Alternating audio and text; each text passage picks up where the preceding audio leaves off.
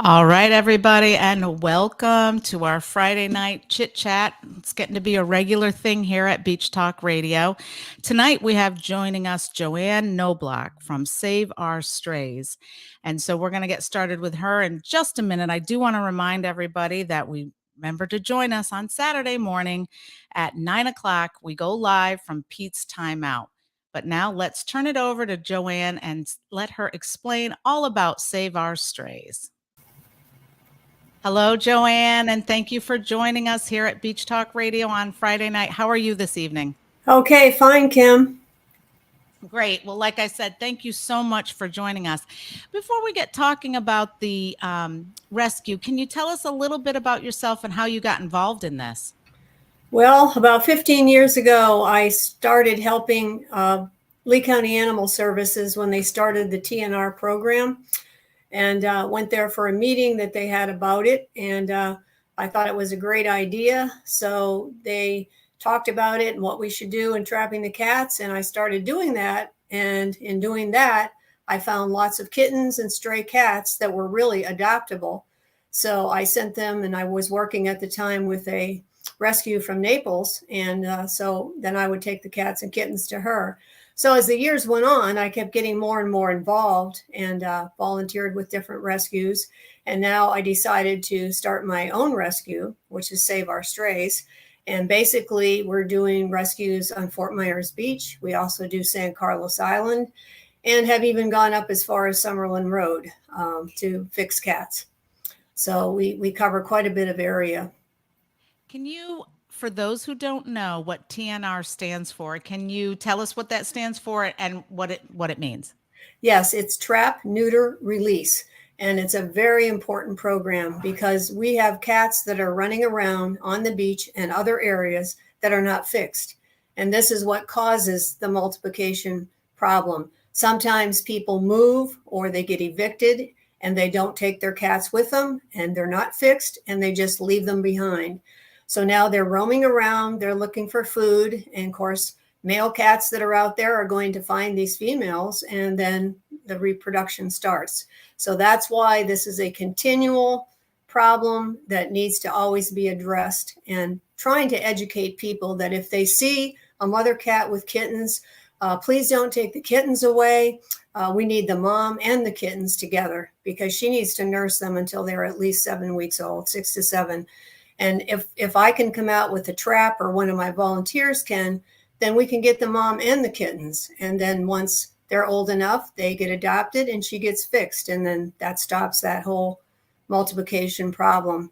And then if she's a cat that's domestic, we can get her adopted as well as the kittens. How many cats would you estimate are on a sterile island and the surrounding area?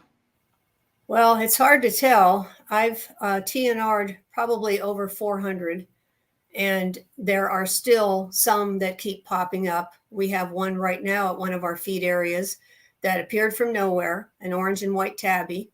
He's a little skittish. I think it's a he. I've tried to scan him with my scanner, but he moves too quickly, so I can't find out if he has a chip, because that's another important part of this program, is that these cats all be microchipped. Because then if somebody does leave a cat and they're microchipped, we can find that owner. And if they don't want the cat, then of course it's going to be adoptable. And so that's a big part of it, the microchipping, getting the cats once they go to TNR, or even if they go to my regular vet, they get a microchip, every single cat and kitten. And now we know where they came from. We know where they belong when we find them. And if they get killed on the road, the officers usually call me when they find a cat that I have fixed. They'll call me, and they even come to my house. And, to find me and tell me that they have one of my cats that they found dead somewhere. So the microchip comes in really handy in finding and knowing where these cats have come from. And people that let them out and without being fixed, if they haven't taken them to a vet, then of course they're not going to be chipped. So now we just have to start all over, vet the cat. If it's a feral cat that's too wild to be tamed down, then we just do the TNR and release the cat where it was, and then make sure it gets fed. That's the important part too. And of course, we need feeders to help with that program. Can you talk a little bit about why the feeding is important and what kind of behaviors that prevents that upset, community folks in the community?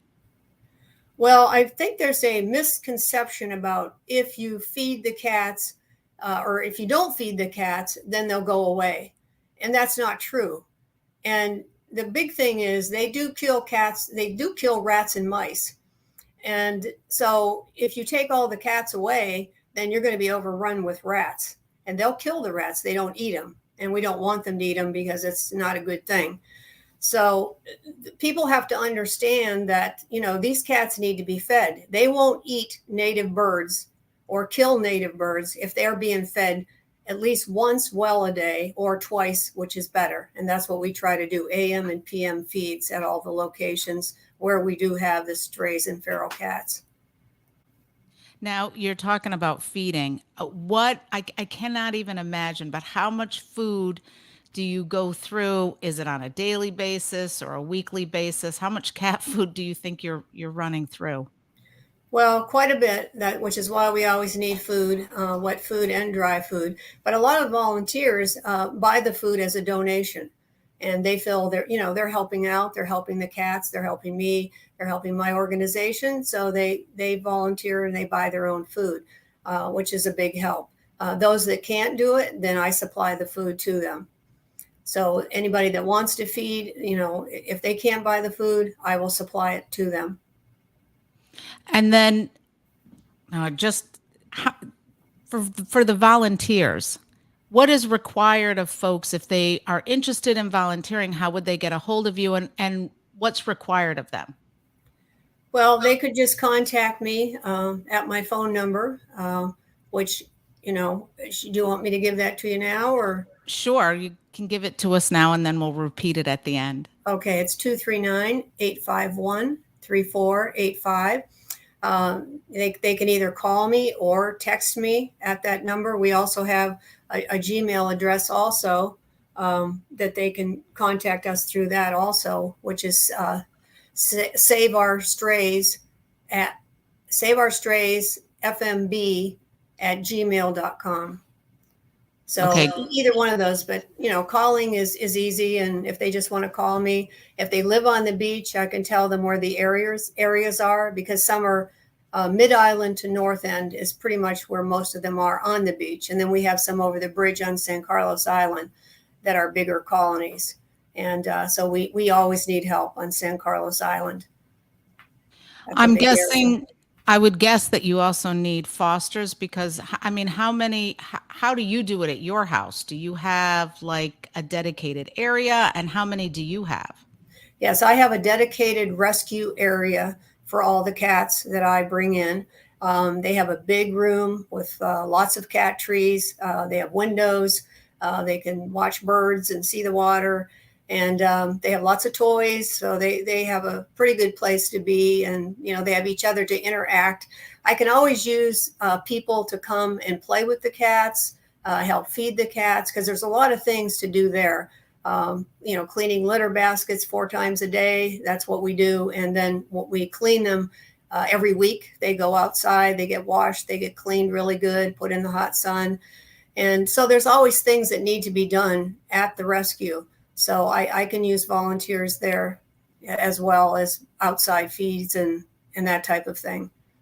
And then do you have folks in the community that also foster the cats? I have right now about 4 fosters. However, I lost one because they fell in love with and adopted the cat they were fostering. And that happens quite often.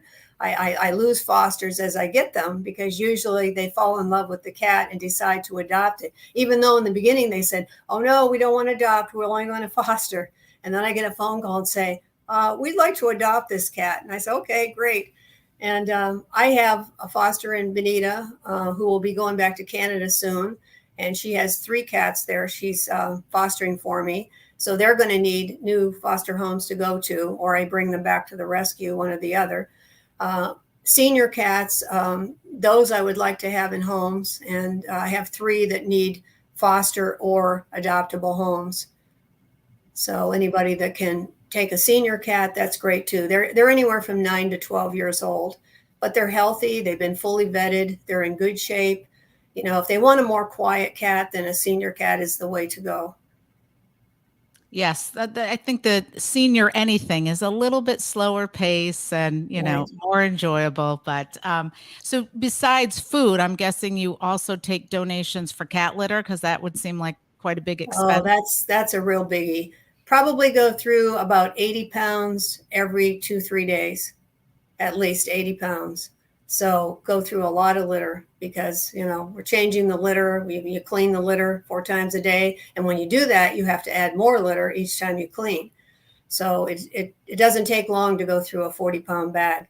And you can fill one litter basket and that'll pretty much use a 40-pound bag up. So it takes a lot of litter. Takes a lot of litter and it must take an inordinate amount of time. Is this kind of a full-time thing for you? Yes, it is. It is now. I've owned 2 businesses in my career that I started from scratch in Pennsylvania and also down here because I've lived in this area since 1985. And I had a temporary help business agency that I started with offices here in Naples. So, I worked a lot of hours with those jobs, but I'll tell you, this is a lot more and no pay. But it is rewarding, and that's the thing that you have days when you want to quit and walk away, but then you also have days when something happens that you feel, wow, this is really great. You see a cat get a good home, or you have a cat that's sick and it could die and you save its life. So there's many things that if you're an animal lover, it's something that once you get into, it's very hard to walk away. Yeah, I think this is, the definition of a labor of love. You really you exude that. I mean, you can really tell how much you love these cats and love what you're doing. Someone in the audience was asking what cat litter you would like. Does brand matter? Well, we found that the Tidy Cats works the best. We've tried a lot of different brands, but whatever people can do, fine. We can use whatever kind they want to bring in. Scoop Away, we get a lot of that, and some other brands off also that come from Target or Rural King or places like that. So whatever they can afford to do is fine and accepted. But Tidy Cats is the one we seem to have the best luck with, but the others are okay too. Okay, great. And speaking of funds that you need and donations, there's a fundraiser that's coming up, correct? Yes, absolutely. So it's going to be the Save Our Strays fundraiser. It's going to be at the Naughty Parrot. Can you give us any more? I mean, I have the information, but people want to hear it from you. What's going to be going on? What are you going to have? All the good information. Yes, this is going to be our first big fundraiser because of COVID. We, couldn't do any fundraisers the last couple of years.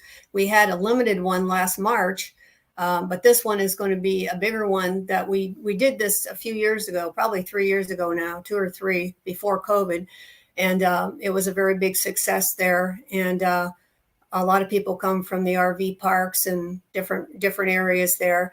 And people are making the reservations now. If they're coming to do the quarter auction, it's best if they call, and we put the number on the flyer of the Naughty Parrot, which is 233-8625, area 239 area code. They just need to call, and if they're bringing like a big group of 12 or even 4 or 2, it's best to call, because that way the tables will be all arranged and people will have a reserved place to sit. And if they're bringing a gang, because I know there's some people coming from boats and they're bringing a boatload of people. So reservations are coming in, and that's good. We'll also be doing, along with the quarter auction, silent auction. So there will be a lot of items. We've got some hotel stays. We've got restaurants from various restaurants on the beach. And we've got Shy Wolf Sanctuary, which is a really nice thing. And I'm so thrilled that we've had that donated because it's for 10 people. So people could actually go in together and bid on that because it's for 10 people. Or no, I guess it's 6 people. Pam's telling me it's 6 people.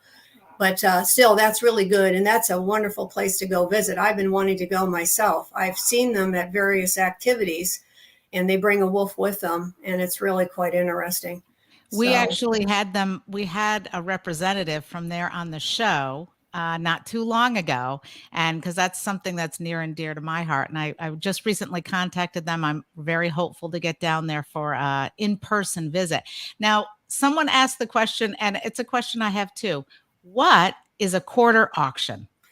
okay, I was just going to explain that. The quarter auction is we have paddles, and we will pass the paddles out, or they buy the paddles. They're $3 each, I think, or 2 for $5, something like that we do.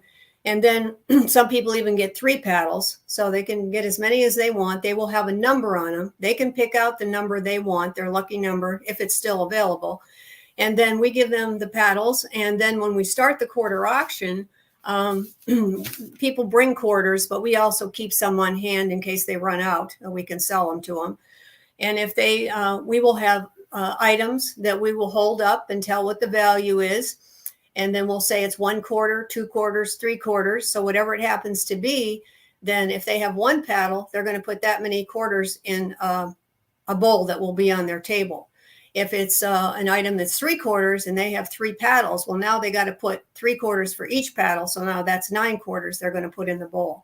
So that's kind of how it works. And then once the quarters are all collected, we have all the chips that were picked that have paddles. We know who has them and we know their numbers. So we pick that chip out of a bowl, and whoever that winner is, they will get that item. So it's a lot of fun, and a lot of the gals just have a really good time with it. You know, several people start winning at their tables and they get really excited, but it's a really fun thing to do. We've actually been doing it for, quite a few years. We used to do it at churches and different places. There was a gal that came and set the whole thing up, but then I started just doing it on my own. So it's a fun time. It sounds different. I mean, I have never heard of that or seen that. So that sounds very, very interesting. Now it's going to be Thursday, March 24th from 5 to 8. Is that correct? That's correct. Yes. Okay. And all the funds are going to be going to the Save Our Strays. Now, I noticed on the flyer, it also says, can people bring donations there as well? And what will they get for that? You mean donations of food, right? Correct. Because yes, we have it on the flyer that if they donate 12 cans of wet food, Fancy Feast or Friskies, or 7 pounds or more of dry food like Purina cat chow we use mostly for outside cats, then they will get an entry into a special drawing. And then when we pull that ticket, they'll either, they'll get a restaurant certificate or whatever we are giving out as a prize for the food that they bring. So that's always worked out well too. And, we get a lot of food donated that way, which is a big help. So whatever they can bring to donate will be very, very helpful. Yeah. Yes, now, very helpful. Are you still taking, not, I guess, donations from restaurants? If restaurants want to donate some gift certificates to add to the prizes? Yes, absolutely. In fact, we're still out soliciting. I was out today. I have a volunteer that was out today, and we're still, accepting any kind of donations, restaurant certificates, gifts, hotel stays, whatever. Anybody that wants to, if they have something on hand that they want to donate that's new in a package or whatever. In the past, we've gotten tickets for like Broadway shows, Broadway Palm or Barbara Mann. So if anyone has tickets that they're not going to use, we can take those kinds of things. Sunset cruises on boats.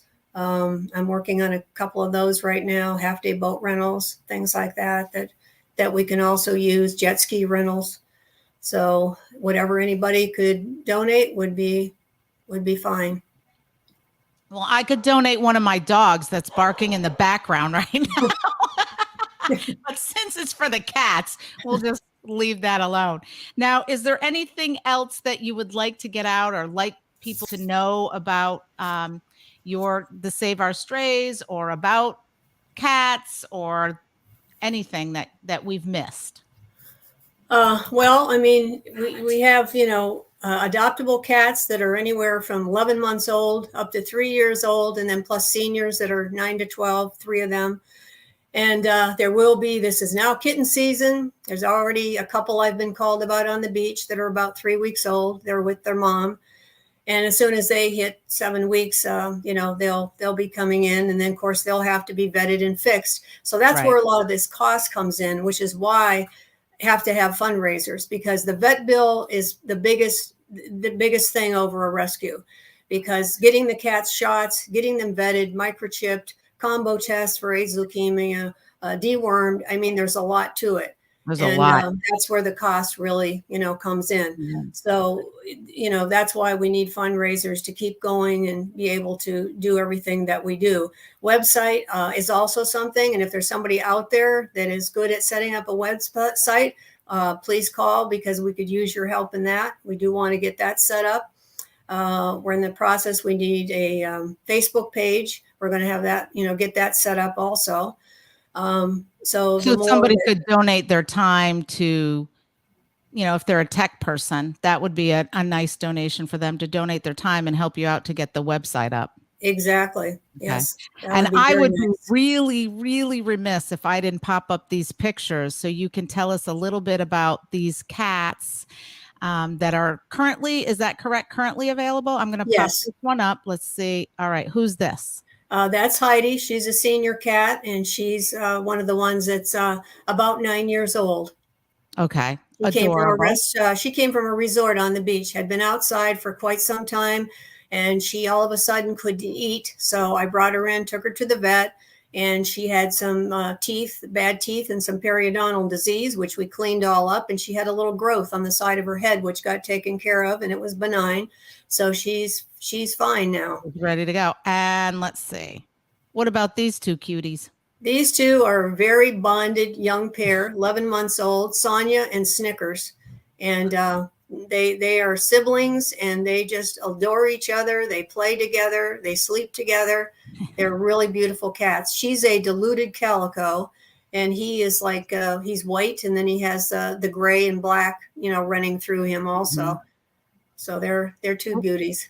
And how about this one? This looks like a young cat. Yeah, she is. She's approaching a year old, but she's her name is Chelsea, and she's kind of a rare color, because brown is very hard to find, and very rare do I get one that even has brown. But she's brown and white, and she has brown eyes, which is also very rare. And she's kind of timid, but she's in foster care, and she's coming around. She plays, and she comes out more and more now. So she's doing good. She's ready for a home. Yeah, when you mentioned that, I noticed that, because we have dogs, but I grew up with cats, and you don't see that brown color that she has. It's really unique. It is. And I've only ever had one other cat that was all brown. In fact, one of my neighbors adopted her and her sibling, and she was all brown. And in fact, her name was Hershey. And I had calls from all over Florida for that kitty. Wow. Because people saw her online and saw that she was we had it listed as sable brown, and got many, many calls from her. But she's in a wonderful home now with her sister, so it worked out perfect. Let's see. And who's this handsome? That is Christine, and Christine is the mother of Snickers and Sonia, those two that were laying together with their paws around each other. That is their mother, and she's a tortoiseshell. Which a tortoiseshell has apricot, a peachy apricot, and then some dark brown going through them. She's a beautiful cat. She's a small female, and she's probably about a year and a half, no more than 2. Yeah, she's got quite the look on her face. There's just so much character in that face. Yep. Oh, pretty. Yep, that's a long-haired cat. His name is Lance. Actually, I trapped him as a kitten. They were a little bit older than I would have liked to have them, but they were behind a fence at a disposal company, so I had a hard time getting them.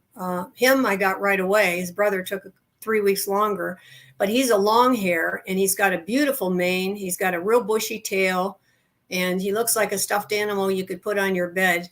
And so they're young. They're just turning, they're a year old. They're just a year old, and his brother is short-haired. His name is Larry, and he's a short-haired. All right. Well, he is handsome. And the last one here, oh, I love the face. Yeah, that's her name is Cindy, and she came from a litter of 4. And she looks like she has a collar on, but that's her actual permanent ring that she Hmm. has. She has some beautiful markings on her legs and around her neck and everything. And I just happened to catch that picture of her, which she was holding her paw up, and it was almost like she was, posing for a picture. And I got it quick enough, but she can be a little. She's got a little bit different personality than her brother. She has a brother Colby, and she's she sometimes acts timid, but she's very playful. So Hmm. I think she'll be fine. Once she's in a home, she'll be fine because she does love to play. Well, that is great. And once again, give everybody the information if they're interested in any one of these cats, how they can reach out and start the adoption process. Okay, they can just call or text me at that number that we gave, and Go I ahead have and give it again. applications. It was 239-851-3485, and or text me. And if they're interested in any of the cats that we've just shown now, or I have others that I can send them pictures of. Sometimes people are looking for a male or a female, or they want a bonded pair. Um, that's fine, and so I can send them more pictures and fill out the application. And I actually deliver the cats. I have some people that pick them out from online or from the Mhm. pictures and say, okay, just bring us these two. And I take them to their home and we finalize the adoption like that.